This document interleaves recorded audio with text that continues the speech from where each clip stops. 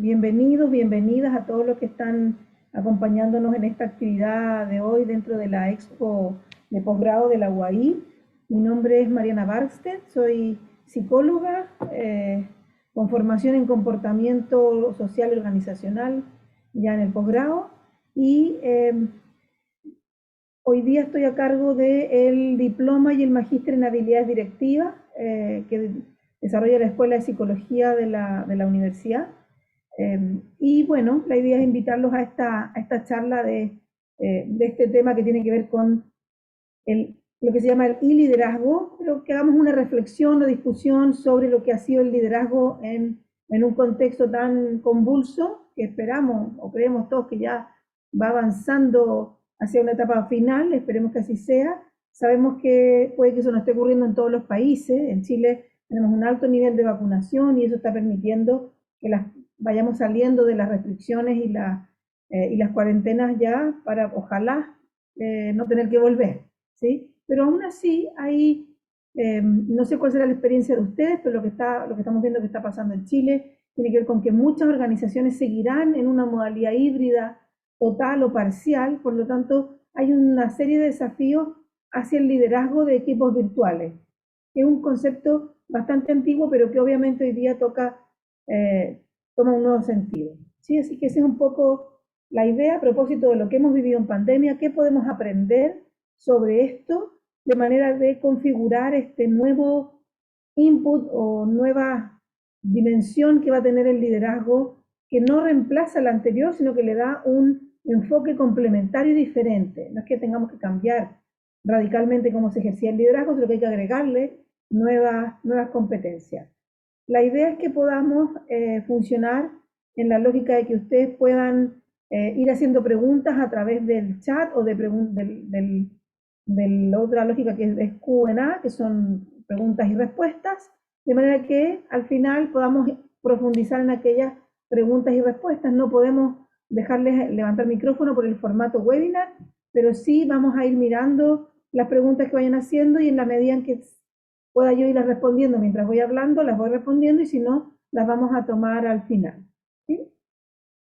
Bien, pues entonces primero agradecerles porque este es un tiempo que se están dando cada uno para abordar este tema y reflexionarlo. Nosotros lo abordamos desde este magíster en habilidades directivas, pero también queremos divulgarlo un poco más en la comunidad a través de acciones como esta. Y el recorrido que vamos a hacer hoy en esta conversación tiene que ver primero con entender efectivamente qué pasó con el COVID en las organizaciones. Afortunadamente ya hay mucha evidencia científica. Todo el cuerpo académico a nivel mundial está investigando, en este caso sobre las personas, las organizaciones, también han investigado otros temas, pero yo les voy a mostrar algunas cosas que ya se saben sobre los impactos que ha tenido esto en el contexto laboral y particularmente en esta modalidad que emerge, que es el teletrabajo. En algunos artículos se le llama el trabajo desde casa, porque el teletrabajo tiene otras particularidades, para después poder centrarnos en qué es este liderazgo virtual y poder profundizar en cuáles son esas competencias que la literatura ha identificado como aquellas más eficientes para ejercer este liderazgo. Vamos primero por las demandas para las personas, lo que ha significado estos casi 2 años, 1 año 8 meses, que estamos en una situación inédita, y efectivamente lo que ha generado principalmente son un aumento de los focos de incertidumbre. Al principio, focos de incertidumbre asociados a la salud personal y familiar. Hoy día la gente tiene menos miedo a enfermarse, porque en un contexto donde hay mayor vacunación, la enfermedad es menos grave, pero hay otros lugares donde esto no ha ocurrido y todavía hay un alto temor a enfermar. El aislamiento social. En Chile ocurrió que la semana pasada terminó el estado de emergencia y mucha gente creyó que terminó la pandemia, es decir, ya era muy necesario salir, encontrarnos y tener instancias sociales. Eso fue muy duro, porque las crisis habitualmente se enfrentan colectivamente y el apoyo social es muy importante en una crisis. Y esta crisis no nos obligó a alejarnos, entonces generó mucha más estrés. Esto se acompañó de inseguridad financiera para muchos, tanto países como personas, inseguridad política y social que podía haber venido de antes, como en el caso chileno, que veníamos de un proceso de emergencia de ciertos conflictos sociales y además hemos estado en 2 años de muchas elecciones, por ejemplo. Muchos países también han tenido cambios de sus autoridades, además de un concepto de inseguridad laboral tanto interna como externa.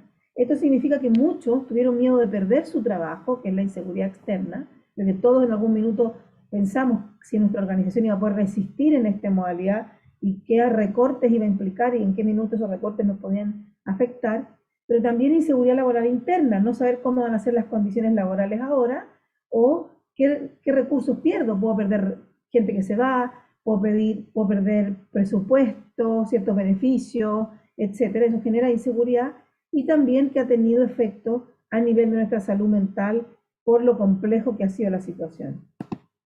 Vamos a agregar que en Chile, además, esto tiene dos otros elementos que la han agravado un poco, es que tenemos una cultura nacional que no era muy tolerante a la incertidumbre, somos un país muy burocrático, que nos gusta todo por escrito, somos bien desconfiados, entonces en un contexto de incertidumbre nos cuesta mucho más movernos que otros países que están muy acostumbrados a eso. Y por otro lado tenemos culturas laborales que aún no están muy bien enfocadas en la salud ocupacional. Es decir, en Chile tenemos protocolos de vigilancia para los riesgos psicosociales, pero dejan fuera muchas cosas. En el nuevo protocolo que se está ajustando, por fin se incluyen los temas de violencia en el trabajo. Pero es un protocolo que todavía no está en el ADN de las organizaciones y en general lo ven como una carga, odian el protocolo en general. Entonces, en ese contexto, claro que el primer indicador ha sido un aumento sostenido de la incertidumbre. En el mundo del trabajo también trajo muchos cambios. La OIT, la OIT ha señalado que al menos el 81% de la fuerza laboral del mundo tuvo algún cambio total o parcial en su forma de trabajo. Los niveles de cesantía se dispararon, aumentó la precariedad laboral, eso está bastante estudiado también. Por otro lado, la Sociedad Internacional de Psicología Organizacional, la sociedad que depende de la APA, de la American Psychological Association, mostró evidencia de un aumento sostenido en la demanda laboral. El trabajo fue más demandante y se sumó a un aumento de la demanda familiar. Y por otro lado, esta situación se ha estudiado en varios países y esta situación, si bien es sostenida desde marzo, parece que anduviéramos en una montaña rusa, porque cuando hay mayor flexibilidad en normas sanitarias, cuando estamos con mejores índices de salud, esta situación disminuye, pero después vuelve. Entonces, de verdad que ya nadie se atreve a decir que esto terminó, sino que podría venir una quinta ola, cuarta ola, dependiendo del país en el que estemos. Y esto ha tenido efectos en salud mental que ya se han reportado a nivel mundial y que han hecho que hoy día las organizaciones estén poniendo nuevamente el foco en la salud mental, que era una gran deuda que teníamos en el mundo laboral. ¿Sí? Estos autores detectaron el año pasado ya que las condiciones laborales estaban deteriorándose y eso generaba un alto riesgo de burnout, que es un tipo de estrés, es el estrés crónico, además de un aumento de conductas adictivas, adicción al alcohol, a la droga, a la alimentación y a otras conductas de consumo que pueden ser nocivas para las personas.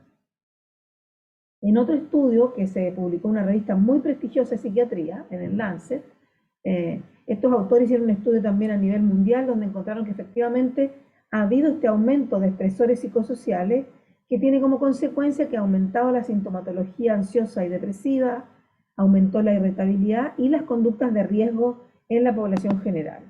Y además detectaron que en la población con COVID o que tuvo COVID, aumentó una sintomatología de estrés por traumático, la enfermedad cuando fue grave fue muy traumática, y además hay un síndrome post-cuidados intensivos que ha significado que mucha gente ha tenido que entrar a rehabilitación, tanto psicológica como también física, en algunos aspectos. Para ponerles un ejemplo de un estudio que se publicó este año, pero que tenía que ver con los problemas del sueño en el principio de la pandemia, eso es abril del 2020, que también está Chile, por eso lo traigo a colación.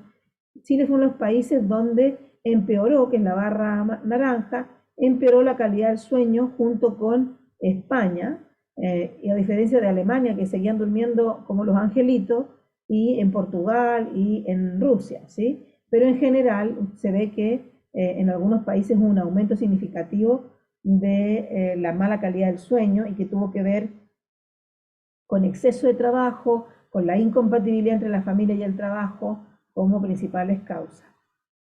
Y en Chile se han hecho varios estudios, el estudio que ha hecho la Universidad Católica, junto con la Asociación Chilena de Seguridad, que es el termómetro de salud mental en Chile, hizo ya 3 rondas, creo que ya salió la cuarta, está por salir, donde evaluaron los efectos en salud mental, al menos en 3 ámbitos.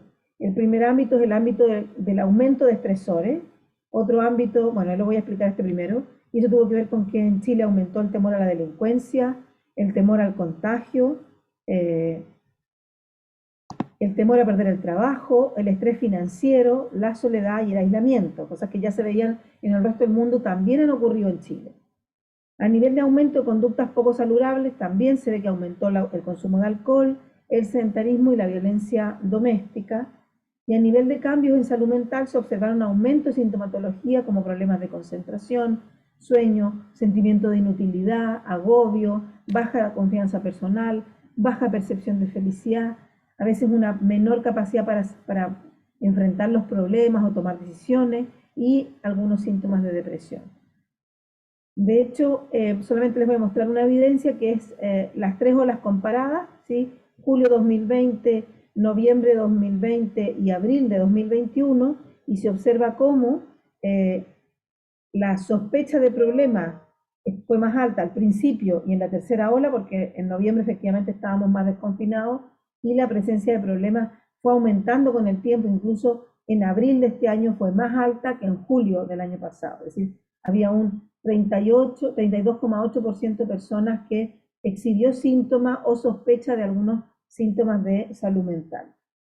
Ahora, la idea no es quedarse tristes y deprimidos con estos datos, sino que esto es en gran medida parte de lo que nos fue pasando y que hoy día estamos en una etapa de desconfinamiento, por lo tanto nuestra salud mental podría estar mejorando. Pero también estamos a fin de año, después de 2 años muy cansadores, y uno observa y percibe altos niveles de estrés. Cerca de junio de este año empezó a aumentar el diagnóstico de burnout. Yo detecté en muchos estudiantes de posgrado, por ejemplo, mucha licencia médica. Y los estudiantes empezaron a tener problemas ya de estrés. Y en una mutualidad me comentaron que las licencias por salud mental ya no eran tanto por un mal ejercicio en liderazgo, sino por aumento de conductas de violencia en el trabajo. Es decir, todo este estrés empezó a canalizar a través de un poco más de irritabilidad en el lugar de trabajo, ¿sí? Ahora, ¿qué demandó para las organizaciones esta situación? Indudablemente que aquí tenemos que remitirnos al concepto de VUCA, no sé si todos lo conocen, lo voy a explicar cortito, es una manera de mirar el contexto organizacional desde esta sigla que significa volátil, incierto, complejo y ambiguo, y la volatilidad tiene que ver con la velocidad con que está cambiando el entorno, la poca continuidad que las cosas tienen en el tiempo para nosotros hoy día, y eso obviamente que nos genera también esta incertidumbre. La incertidumbre, que es el segundo componente, tiene que ver con que lo que era de una manera ya no es de esa y tenemos que ir acostumbrándonos a nuevos acontecimientos con mucha velocidad, pero también con mucha percepción de que no tenemos el control. Eso es lo que nos pasa cuando estamos en incertidumbre, ¿no? Perdemos el control percibido. Después la complejidad tiene que ver con que hay mucha información de diferentes fuentes, incluso alguna contradictoria o derechamente falsa. Pasaron muchas cosas en la pandemia en ese sentido respecto de qué había que hacer, qué había que tomar, cómo había que abordarlo, si protegía o no la mascarilla, etc. Y eso en las organizaciones que tuvieron que tomar decisiones también generó mucha complejidad. Y finalmente la ambigüedad, es decir, lo que en algún minuto podíamos explicar con mucha facilidad, hoy día ya no sabemos qué variables explican lo que ha ocurrido, ¿sí? La relación causa-efecto ya es mucho menos clara y eso nos dificulta interpretar los acontecimientos y por lo tanto predecir cómo mejorar alguna situación en particular. Si a eso que ya existía le agregamos este COVID como telón de fondo, indudablemente que las organizaciones se vieron muy, muy demandadas.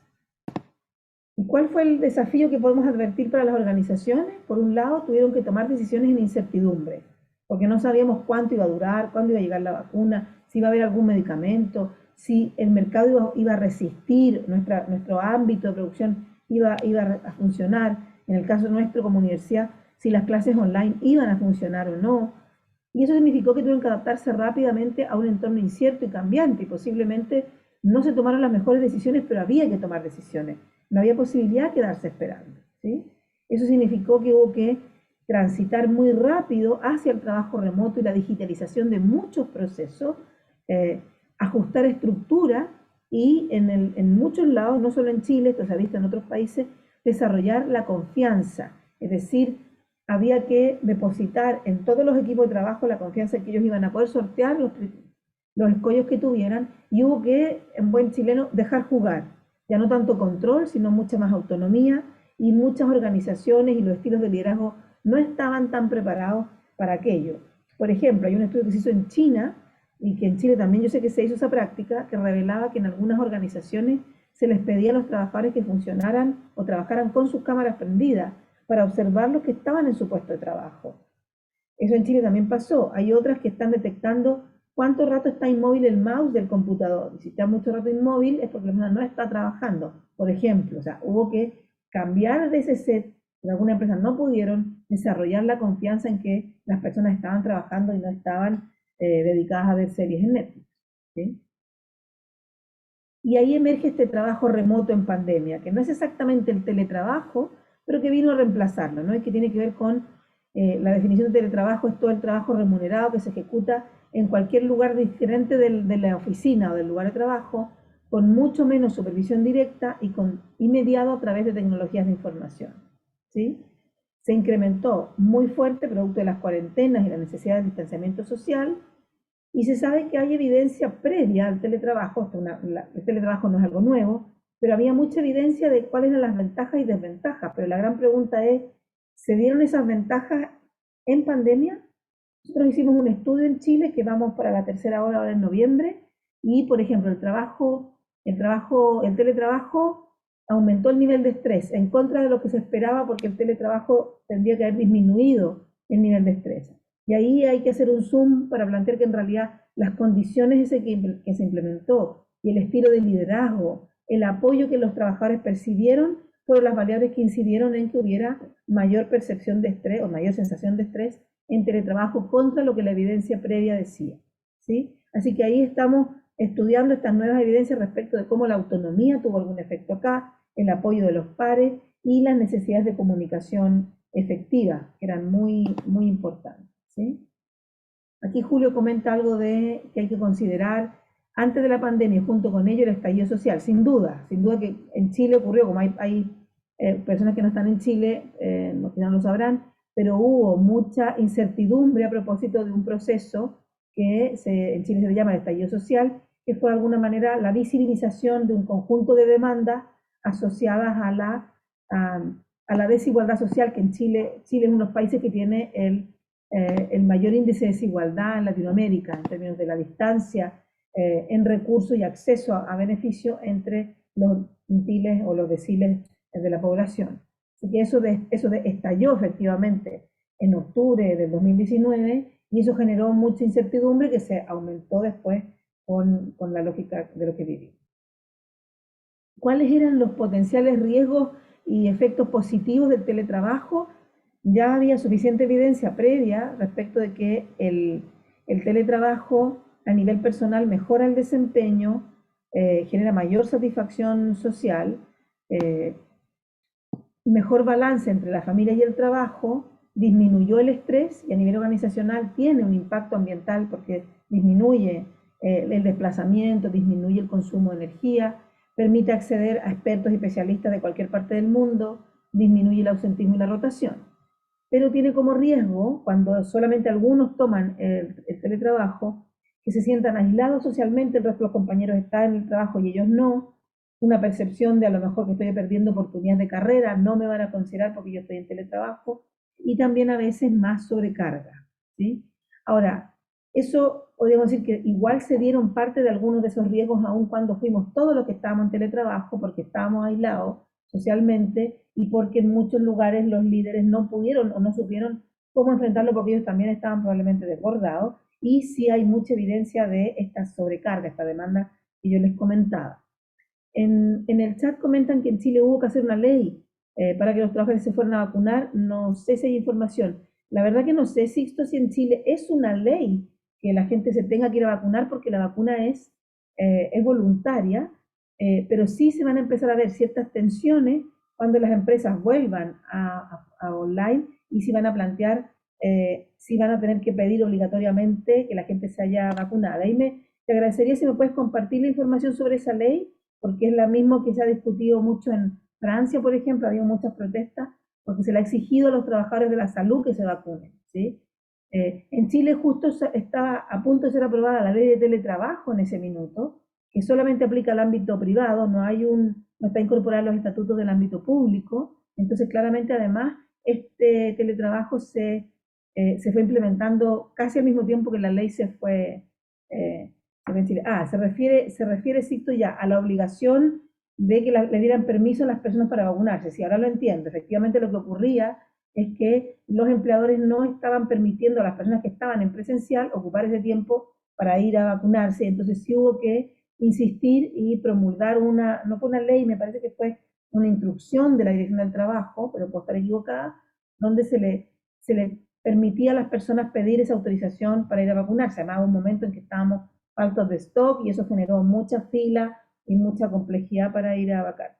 Ya, ahí los que saben la ley, ahí lo están ratificando que fue una ley, pero eso fue no para obligar a vacunar, sino para permitir que el empleador permitiera vacunar. Y eso efectivamente habla de lo que hablábamos de la confianza o la dificultad que a veces los empleadores de organizaciones tuvieron para entender el contexto.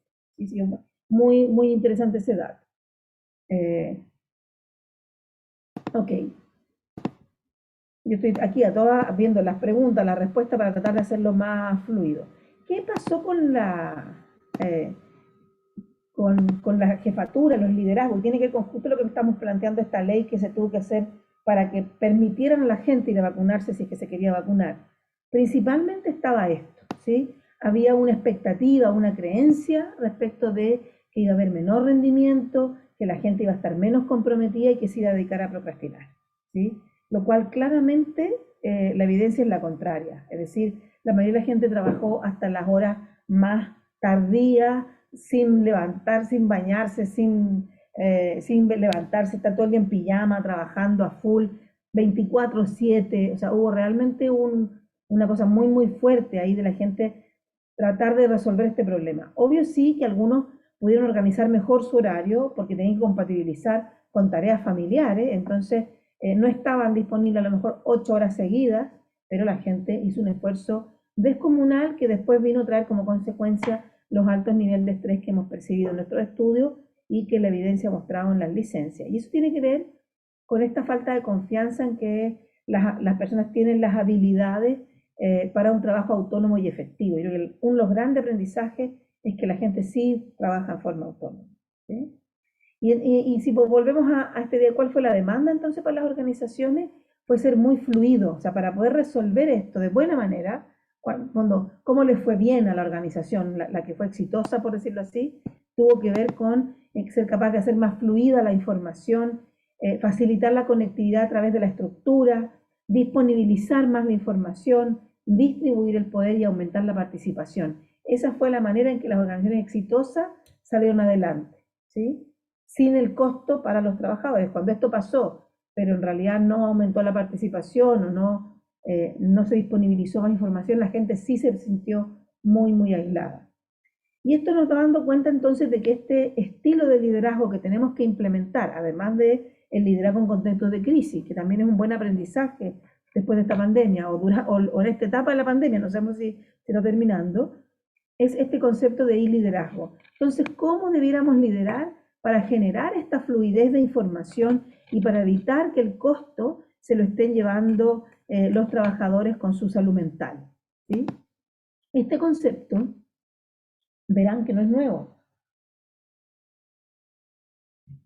Fue acuñado ya en el año 2000, ¿sí? O sea, hace 20 años que ya se habla del liderazgo de equipos virtuales y que se plantea que es un proceso de influencia como es el liderazgo. El liderazgo no es un conjunto de características que tiene un líder, es un proceso de interacción en el cual se ejerce influencia sobre un equipo para producir cambios de actitudes, sentimientos, pensamientos, conducta, rendimiento, solo que en este caso tiene que ser mediado por tecnologías de información. Entonces, no es una extensión del liderazgo tradicional, sino que es un cambio, porque ya que el liderazgo es un proceso de interacción, esta interacción cambia en su canal.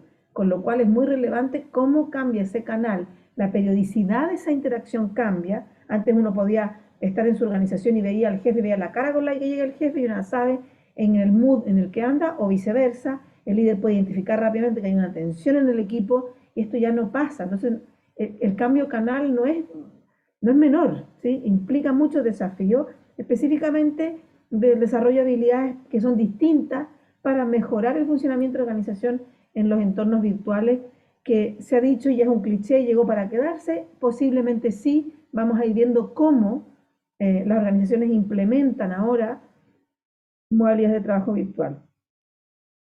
¿Cómo se ejerce entonces la influencia a través de las TICs? Ya dijimos, el punto 1, el desarrollo de la confianza. Y esto da para un webinar completo también, que nos tocó hacer mucho durante el año pasado sobre esto. La confianza tiene que ver con la percepción de que yo acepto que soy vulnerable frente a ti porque necesito algo de ti o tú tienes información sobre mí, o para hacer mi trabajo necesito que tú hagas tu parte, ¿sí? Y eso se construye, a veces se rompe, se reconstruye, pero es la base que está, toda la literatura ya está bastante de acuerdo en que es una base para poder ejercer influencia de manera virtual. Permitir el cambio de idea, no hacer reuniones informativas, ¿sí? Eso pudo ser un mail, fue un gran meme de este tiempo, ¿no es cierto? Estimular mucho la fluidez de la comunicación. El líder ausente en esta pandemia fue un líder que perdió mucho capital relacional y apoyo de sus equipos, ¿sí? Y generar soluciones creativas, salir de la caja porque estamos en un contexto diferente. Esas son las 4 maneras en que la literatura demuestra que se ejerce influencia a través de las TICs. Y de ahí surge entonces lo que son las competencias o características que tiene que tener un líder virtual, que tienen que ver con todos estos aspectos que están ahí y yo las voy a ir explicando brevemente una a una. Respecto al uso de la tecnología, aquí el líder tiene que saber beneficiarse de las potencialidades de la tecnología para gestionar el trabajo y la comunicación. La tecnología va a servir para la tarea y para la relación, pero ahí el líder tiene que saber manejar la plataforma. Un líder que no entiende las plataformas se queda fuera de la interacción de su equipo y además tiene que saber qué plataformas son las más adecuadas para el equipo, para el funcionamiento del equipo y además según la tarea y según cada uno de los miembros. Es decir, hay personas que les acomoda funcionar por mail, otras por WhatsApp, otras por Telegram, etcétera, etcétera, etcétera. Otras por Teams. Va a depender de las habilidades que tenga también el miembro del equipo en usar esas destrezas. Y el líder tendría que entender que tiene que moverse con todas esas. Hay gente que todavía le gusta hablar por teléfono. Entonces ahí el líder tiene que tener esa sensibilidad para saber cuál es el camino y el canal más adecuado con el equipo, con cada uno y según la tarea. En cuanto a la comunicación, indudablemente que este es el punto crítico, porque tiene que ser a distancia, así con estas parabólicas que salen ahí, y significa que hay que establecer una presencia virtual para que la distancia no se genere, no se transforme en una barrera. Y aquí tendrá que desarrollar varias habilidades comunicacionales, específicamente la claridad, porque los canales pueden alterar la forma en que yo me expreso, ahora tengo otros canales más complejos, la oportunidad, que hay que ser muy oportuno con la información, la honestidad, la consistencia, la transparencia, son las cosas que más se valoraron en los líderes de esta época. Estar muy pendiente de evitar cualquier malentendido, promover la fluidez de comunicación, estar muy atento a una interacción bastante regular y por otro lado estar muy pendiente de hacer un feedback y un monitoreo más que un control, tiene que estar en ese ámbito. A nivel relacional, tiene que construir confianza, tiene que entender que hay unas relaciones más socioemocionales con cada miembro de su equipo, pero además con todo el equipo, aunque sea en forma virtual o que algunos estén y otros no estén, hay que generar esos equipos, promover interacciones saludables y por lo tanto ponerle límite a cualquier interacción poco saludable que se esté dando en la organización en forma virtual o presencial. Y aquí importante, apoyo a la tarea y a la persona. Durante la primera parte de la pandemia, todo el foco fue a la persona y la gran demanda que han tenido los trabajadores es, pero en la tarea también necesitaba apoyo y no me lo dio. Y sí, súper agradable seguir conversando como estamos, pero yo necesito apoyo en la tarea.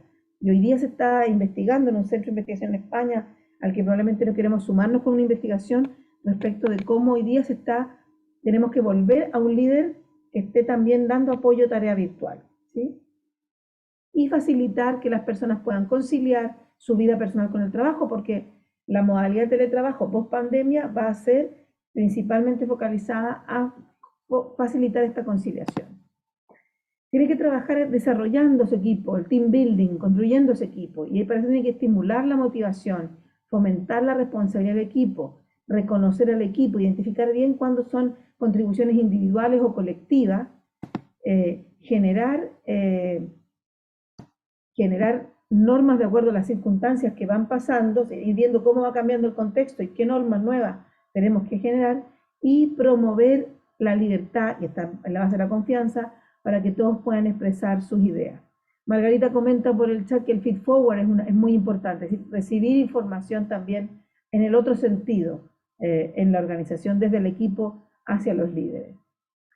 Respecto a la gestión del cambio, tiene que ser el promotor de la gestión del cambio, porque efectivamente, aun cuando las estructuras pueden ser más rígidas o menos rígidas, para que fluya una organización con contenido virtual o con funcionamiento virtual, tienen que mejorarse las estructuras para que la información fluya mucho mejor para la toma de decisiones. Ya no vamos a poder pensar, vamos a tener que esperar que el día viernes, que es el que vuelve tal persona a presencial, porque viene algunos días, ese día hablamos de tal tema, y eso no podemos enlentecer el proceso. Hay que fortalecer las conexiones de equipo y generar un clima de innovación. Eso significa permitir la experimentación, la improvisación y no sancionar el error. Obviamente, a menos que sea un error muy grave y que obviamente que está en el límite, ¿no? Generar espacios reflexivos de aprendizaje. Todas estas nuevas destrezas tienen que anclarse en el equipo, ¿sí? Sostener el propósito, que no es fácil, ¿sí? Cada cierto tiempo recordar para dónde vamos. El rector hizo ayer la cuenta pública aquí en la universidad y nos recordaba el propósito. O sea, ¿qué pasa si la UAI desaparece, profesor? Esa es la pregunta del propósito. ¿Qué aportamos nosotros? ¿Cuál es la contribución que hacemos al sistema educacional? Y en ese sentido, ser bien claro en compartir visión, misión, valores y las metas del equipo de organización. Julio me pregunta si hay que desarrollar un liderazgo transaccional en momentos de crisis. No, la verdad que la lógica es el liderazgo transformacional. Ese es el modelo de liderazgo que más evidencia tiene, que desarrolla la confianza y el espíritu de equipo, ¿sí? Pero hoy día se ha visto que el transformacional solo no basta, hay que agregarle más habilidades de tarea para este momento, para este tipo de trabajo. La integridad, y aquí hay un punto clave. Vamos a hablar un poquito, Julio, les voy a mostrar al final algunas evidencias sobre cómo, qué es lo que hoy día podríamos pensar o aprender de esta crisis respecto al liderazgo, de algunas variables clave o modelos clave. Pero antes de eso, terminar con estas competencias de liderazgo. La integridad, y eso tiene que ver con la consistencia de la conducta del propio líder. Es decir, no se puede generar confianza si uno es creíble. Y para ser creíble hay que ser consistente con la conducta, es decir, hacer aquello que digo que hago, ¿sí? Que es el gran problema que muchas veces se tiene, y en eso tiene que ver con la justicia y la honestidad del líder, cómo ese líder apoya la diversidad, porque sabemos que la flexibilidad laboral, particularmente la flexibilidad de horario y la flexibilidad de teletrabajo, es una muy buena medida para apoyar a grupos diversos en la organización que tienen otras demandas personales o sociales. Por lo tanto, ese apoyo también es importante, y el balance trabajo-vida personal tiene que practicarlo con el ejemplo. Si es un líder que manda mensajes a las 10 de la noche, WhatsApp, etcétera, poco probable que logre generar que su gente se cuide si él tampoco no se cuida, ¿sí? Ese es un elemento bastante importante. Pregunta Margarita sobre el líder coach, ¿sí? La verdad que las habilidades de coach de un líder son relevantes, pero no bastan. ¿Sí? Eso tiene que ver con la posibilidad de un líder de desarrollar a otros, y eso en gran medida se relaciona también con el modelo de liderazgo transformacional. Pero tiene que haber un equilibrio entre orientación a la tarea, y en ese liderazgo o coach individual a los miembros de su equipo hay que tener cuidado de que no se transgreda, que eso puede pasar, una relación más personal que pueda incomodar al resto del equipo o incluso al mismo líder. Depende de cuán bien formado esté ese coach, ese líder como coach, ¿sí? Pero sin duda que es bastante eficiente que el líder tenga habilidades para establecer buenas relaciones comunicacionales y para desarrollar a otros, sin duda, ¿no? Que son parte del coaching. Bien, entonces un poco respondiendo lo que lo que preguntaba Julio también sobre el líder, yo diría que hoy día, esto es antes de pandemia, si bien en 2020 este estudio, los datos son previos, pero sí tiene que ver con que un líder virtual tiene que, por un lado, gestionar el desempeño implementando soluciones de tarea, pero por otro lado, crear y mantener la identidad grupal, fortaleciendo esta misión, visión y metas compartidas. Siempre orientarse a esas dos cosas con mucho equilibrio.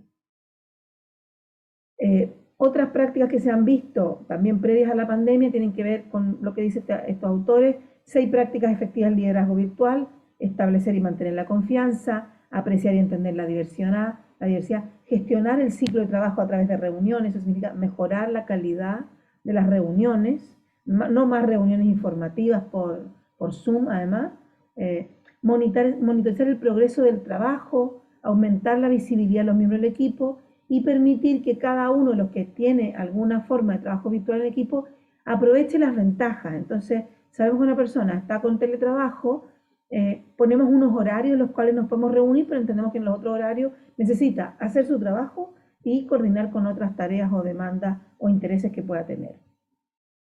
Y vamos a mirar un poquito para ir cerrando ya cuáles son las perspectivas de los trabajadores y sobre todo ya a propósito de lo que pasó en la pandemia. Este estudio se hizo a finales del año pasado, lo hizo el MIT, respecto de cuáles fueron las acciones más valoradas por los teletrabajadores en pandemia, y si ustedes se fijan, las más valoradas fueron la comunicación, que fuera frecuente, clara, transparente, oportuna, consistente, y que les dieran muchas políticas y prácticas sobre cómo abordar la contingencia.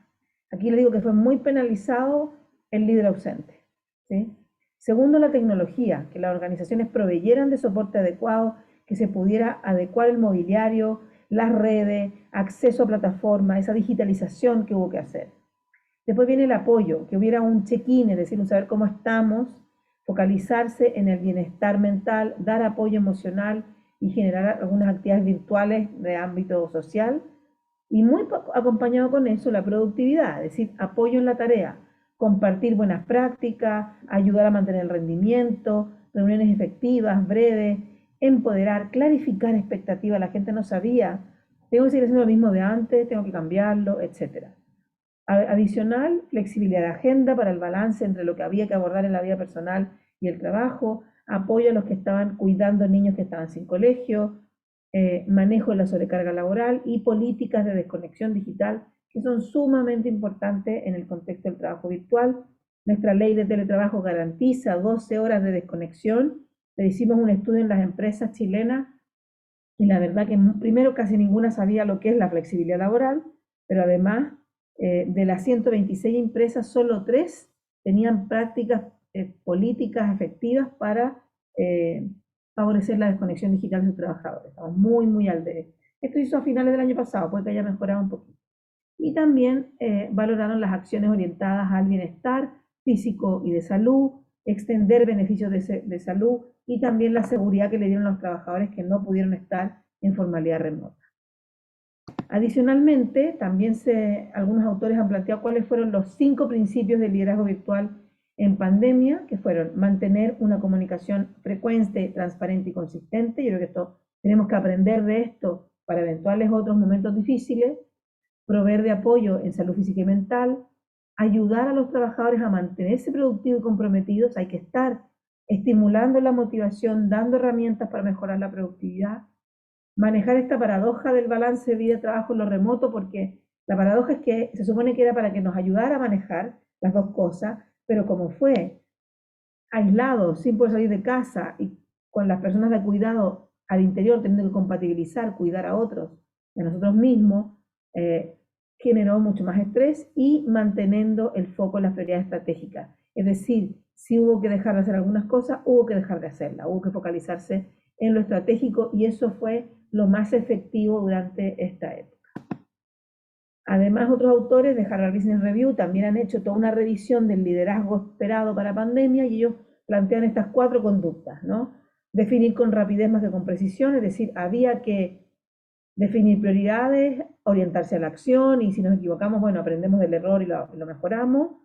Entregar confiabilidad, es decir, estar muy adecuado al contexto, establecer métricas, mantenerse en autocuidado del propio líder, adaptarse digamos, con valentía, crear nuevos planes, decidir qué vamos a hacer y qué no vamos a hacer, y cuidar al equipo.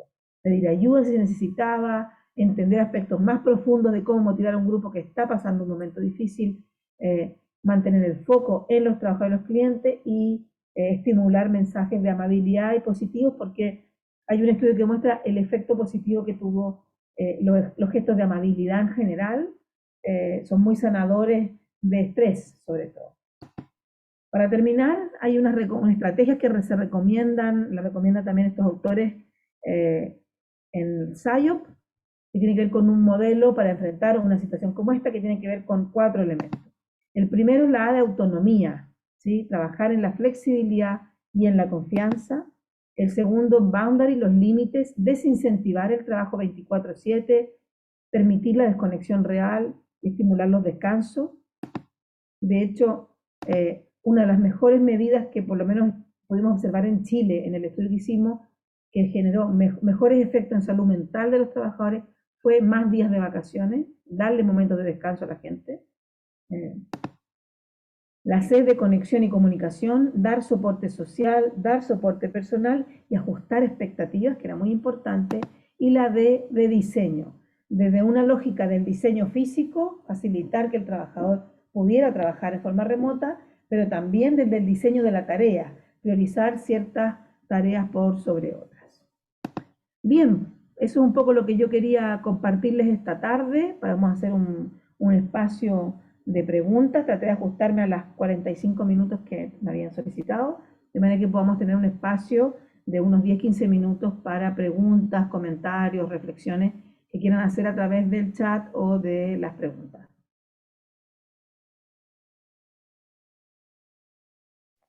Sergio. Sí. Genial, Mariana. Muchas gracias. Sí, bueno, como decía Mariana, primero que todo agradecerte infinitamente por el espacio, y en segunda instancia, si que tienen dudas, consultas, encantados de recibirlas. Muchas gracias a ti, Margarita, por acompañarnos. Aquí hay una pregunta, a ver, veamos. ¿Cómo establecer la confianza? Es la pregunta del millón, Tania. ¿Sí? Hay técnicas para trabajar la confianza, y tienen que ver con la consistencia de la conducta, principalmente. Es decir, la confianza tiene un tiempo para desarrollarse, y tiene que ver con cómo yo voy cumpliendo las promesas que voy haciendo. Mi conducta es coherente con aquello que yo estoy planteando, y estando muy atento también a los estados emocionales de los equipos. Así que es para hablar otro tema completo, la confianza. ¿Sí? De hecho, tengo yo una charla sobre confianza que tengo diseñada, que me ha tocado repetirla. Sixto plantea que es mucha información para procesar. Sí, lo sé. Van a tener acceso al video y a la presentación después, así que no se preocupen. Y la verdad que todavía no hemos podido responder tu pregunta de qué experiencias, qué empresas chilenas tienen buenas prácticas de liderazgo. Esperamos poder hacer esa investigación el próximo año. Estamos armando las alianzas correctas ahí con un par de organizaciones para poder hacerlo así. Ahí Mónica dice, quieren el webinar de la confianza. Bueno, ahí lo podemos organizar perfectamente de hecho, vamos a hacer un ciclo de charlas del propio Magíster de Habilidad Directiva. Ahí, si ya me la piden, yo hago esa charla y además no repetir esta. Así que Sergio les va a mandar el calendario de las charlas, que sé que no le he mandado todavía, así que luego vamos a diseñar las charlas específicas del diploma, y ahí los vamos a invitar por si quieren acompañarnos. Así que, Sixto, espero poder tener noticias para tu pregunta ojalá el primer semestre del próximo año, porque creo que vamos a poder empezar a tomar datos luego, para justamente queremos identificar esas buenas prácticas de liderazgo y ver qué se hizo en las organizaciones y cómo ayudar a desarrollar esas competencias en los líderes. Roberto señala que se pone mucho más manifiesto las competencias adaptativas, sin duda, porque efectivamente el modelo virtual o este mundo híbrido, porque probablemente va a ser un poco híbrido también, tiene que ver con desafíos adaptativos. Y sí, hoy día creo que son más relevantes eso, pero no olvidemos la parte técnica, ¿sí? Porque efectivamente quizás no hemos focalizado mucho en el bienestar, y está bien, pero hemos dejado de lado el apoyo en la tarea. Entonces tenemos que aportar también en ese punto, tenemos que hacer algo ahí. Margarita pregunta sobre la perspectiva de género. Bueno, sí, hay mucha investigación, que también pregunta Mónica ahí sobre el estrés mujeres. La mayoría de la evidencia a nivel mundial ha mostrado que el efecto de mayor estrés se lo llevaron las mujeres, porque todavía los roles están sumamente divididos en lo productivo y lo reproductivo. Los hombres a lo mejor algunos no estaban muy familiarizados con llevar todas las cosas de casa en conjunto, entonces efectivamente se ha mostrado que las mujeres fueron un grupo de los más afectados junto con grupos como siempre los más minoritarios, ¿sí? Ahora, ahí es interesante plantear que en Chile nos pasó una cosa diferente. Los niveles de estrés más altos se asociaron a hombres y se asociaron a inseguridad laboral. Pareciera que para los hombres, y es un poco la explicación que estamos estudiando, lo conversamos en un congreso la semana pasada, que tiene que ver probablemente con que la pérdida de trabajo para los hombres es mucho más amenazante en un contexto también donde está este perfil de hombre proveedor. Por lo tanto, los hombres se sintieron mucho, los que se sintieron inseguros laboralmente experimentaron mucho más nivel de estrés que las mujeres en nuestro estudio. O sea, no hubo diferencias en teletrabajo entre hombre y mujer, pero sí cuando metimos inseguridad laboral, los hombres se les disparó. Tenemos muchos datos que procesar todavía de esa investigación, así que de hecho vamos a lanzar el 20 de octubre con Prueba Humana, vamos a lanzar el primer estudio que es el de las organizaciones y esperamos en enero ojalá antes con el IST lanzar el otro estudio. ¿Qué sugiero para un líder ausente? Buena pregunta, Claudia. Claudia, yo creo que hay una buena conversación si es que se puede con ese líder ausente, porque efectivamente los líderes ausentes generaron mucho daño sin quererlo. A lo mejor prefirieron dejar tranquila a la gente o no supieron cómo abordarlo, pero fueron generando mucho ausentismo, rotación y directamente gente que se fue. De hecho, el otro día me comentaba un alumno, un exalumno ya que hace 2 años salió, que le habían prometido que el trabajo iba a ser después presencial, pero que ahora le habían dicho que el jefe que estaba tan cómodo en virtual que no quería volver y la persona decidió irse de la organización. O sea, en lo que el líder haga o no haga es súper crítico para las decisiones que van tomando. Y hay muchos casos de gente que ante un liderazgo ausente, si pudo, se fue de la organización, por ejemplo. ¿Sí?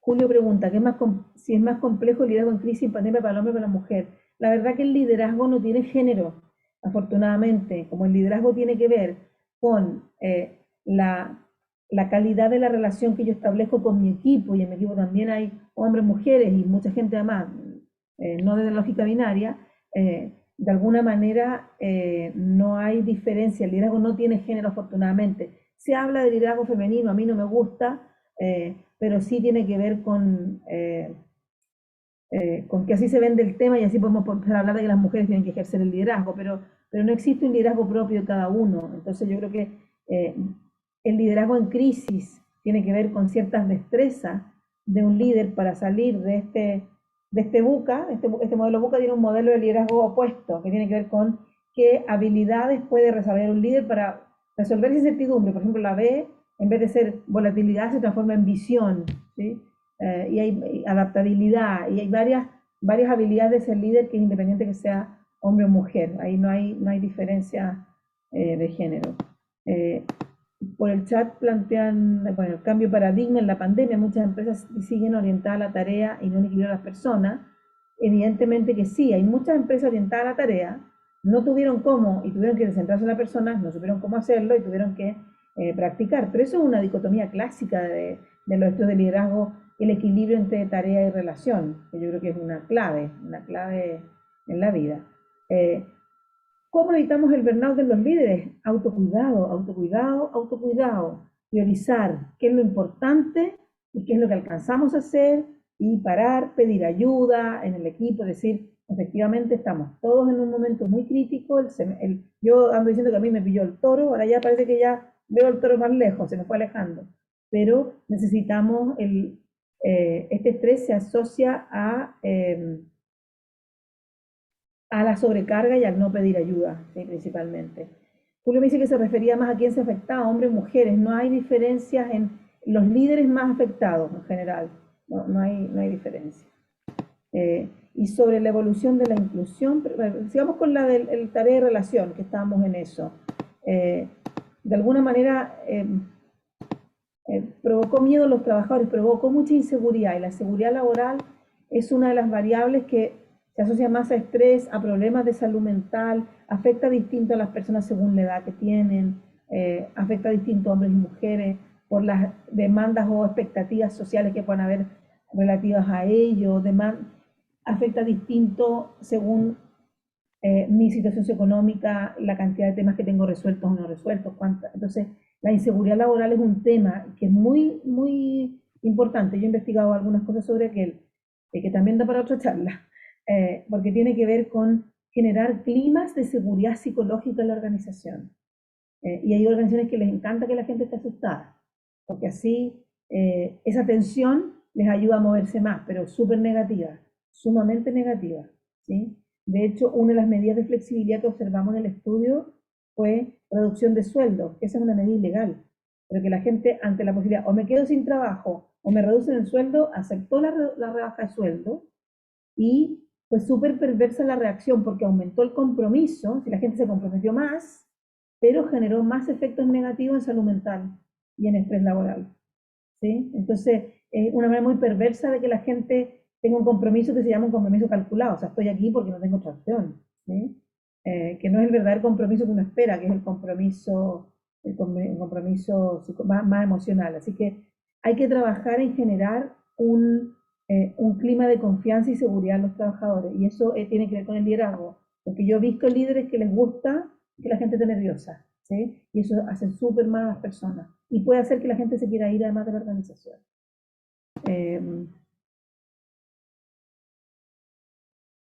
A ver, hay hartas preguntas. Yo no tengo un problema en seguir contestándolas. El que se tenga que retirar, lo doy la libertad, pero vamos a seguir contestándolas, ¿sí? Porque por aquí me preguntaron por la evolución de la inclusión laboral. Bueno, Robinson, la inclusión laboral en el contexto de liderazgo ha avanzado poco, pero tiene que avanzar hacia allá, porque cuando se genera la verdadera inclusión es cuando las personas de grupos minoritarios ejercen roles de liderazgo. Ahí realmente se genera la inclusión. Se aprovechan todos los beneficios de la diversidad que tienen que ver con respuestas nuevas a problemas, mayor comprensión de tu mercado o tu rubro, etcétera. Se aprovechan cuando hay más líderes en los cargos altos. Así que hay que recorrer hacia allá. Vamos lento, vamos bastante lento, pero por lo menos del tema se habla, ¿sí? Por aquí Margarita comenta que este proceso, todo lo que hemos vivido, generó un cambio en los talentos prioritarios de la organización. ¿Cuáles son los talentos más valorados? Yo tengo una mirada un poquito crítica al respecto de eso, Margarita, porque yo creo que es una organización que es buena, el que hace bien el trabajo de reclutar talento y de estimular talento, toda su plantilla es talentosa. Cuando una organización dice que el 20% de su gente es talentosa y le aporta toda la inyección de recursos ahí, yo creo que está haciendo mal la pega. Porque todos, si por algo lo contrataste, todos están aportando valor en la organización. Así que, y tiene que ver con el concepto, con el tema de inclusión. Hoy día lo relevante es cómo tengo talento diverso, y ese talento diverso me aporta a la organización maneras creativas de resolver los problemas. Entonces, lo que yo hoy día creo que es lo más valorado es talento diverso, no más de lo mismo.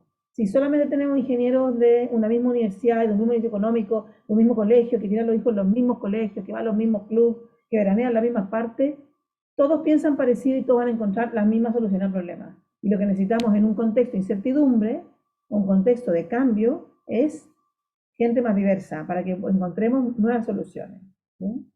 Así que ahí hay un tremendo desafío. Y Osvaldo por ahí nos comenta o pregunta, ¿no? ¿Qué cambió o qué cambios se están haciendo para cuidar y mantener los talentos y los líderes? La verdad que es una pregunta que a lo mejor no tengo todavía mucha respuesta. Sí creo que muchas de las medidas de autocuidado se están focalizando en los equipos y a veces no están considerando a los líderes. Y creo que también hay que reconocer que el líder también está muy agotado, muy cansado con lo que está pasando, y tenemos que aportar más desarrollo. Creo que lo que se puede hacer, lo que algunos de nosotros están haciendo, es planificar muy bien los procesos. Conozco el caso de una empresa que está planificando muy bien la mantención permanente de lo remoto. Es decir, ha hecho un análisis de qué puestos se pueden ir a remoto, cuál es el análisis de riesgos completo, qué riesgos hay en ir a remoto de cada uno de esos puestos, y ha empezado a trabajar barrera por barrera tratando de resolverla, e incluso ha hecho algo que me parece que es muy pertinente, ha capacitado a la gente para poder aprender a trabajar en remoto, y faltaría capacitar y entrenar a los líderes en estas habilidades de liderazgo virtual. Creo que con eso podemos mantener este cambio en el tiempo y que estos líderes tengan las herramientas para abordar este problema, ¿sí? Creo que he contestado todo. No sé si hay alguna otra pregunta más, pero algún otro comentario. Creo que estamos ya un poco en la hora, ¿no? Parece que no. Ya, súper. Bueno, les agradezco. Muy entretenida sus preguntas, me han hecho pensar harto.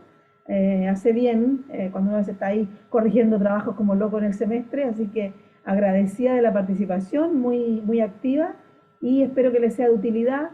Sergio les va a enviar el link para la charla cuando ya esté disponible junto con la Sí. PPT sin ningún problema. Sí, les dejo de todas formas el link que les había dicho inicialmente, que también se los dejé al principio, con las otras exposiciones que va a haber mañana. Y además les dejo mi mail por cualquier duda, consulta o inquietud si es que les surge. ¿Sí? Nuevamente, Mariana, muchísimas gracias por el espacio. Gracias a todos, a todas por habernos acompañado y ojalá vernos pronto. Bueno, chao, muchas gracias. Chao, cuídense.